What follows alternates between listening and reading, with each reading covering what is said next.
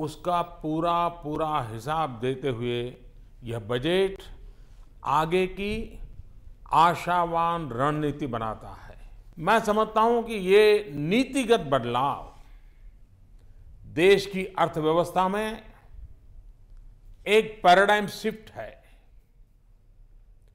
गरीबों के लिए सुपरफास्ट ट्रेन की विशेष व्यवस्था करते हुए अंत्योदय एक्सप्रेस एवं दीनदयालु रेल डब्बों की शुरुआत हमारी सरकार की गरीबों की प्रति प्रतिबद्धता स्पष्ट करती है।